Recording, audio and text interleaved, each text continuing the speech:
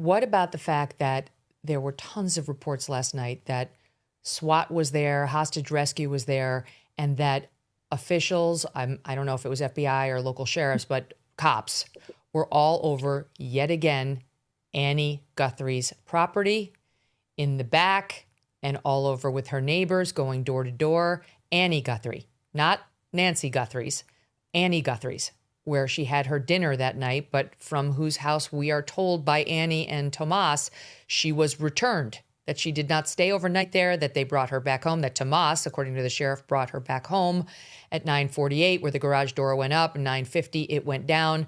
So you tell me why law enforcement was flooding the field around Annie Guthrie's home last night. I've said it before. I've done a lot of rollback warrants on locations. I have never, ever even heard of anyone going back 4 or 5 times. I believe this is the 5th time last night.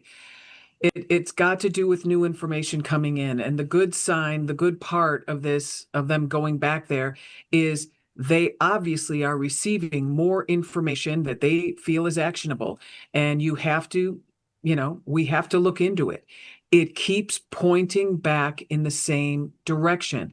Now, the fact that we detained the wrong person last night, and the fact that they let him go quickly, is a good sign. They had a number of data points. He didn't fit in. He is a driver. We have spoken from the very beginning that it was someone that was associated with the house or crossed paths with Nancy in some way, shape, or form. And this person on his phone delivered a package, probably short period of time before this event occurred. And so he's in the crosshairs.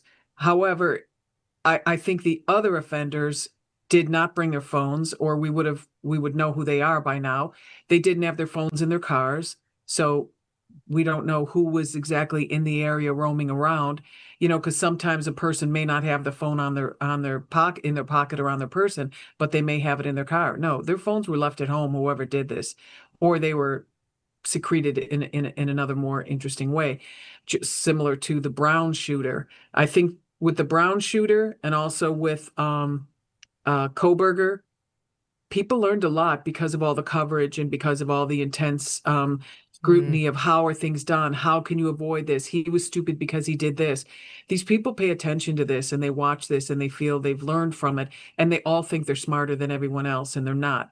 But the fact that they keep going back to this same location every single time, these are oftentimes a conspiracy, kidnappings of 3 people, 2, 3 people as a general rule.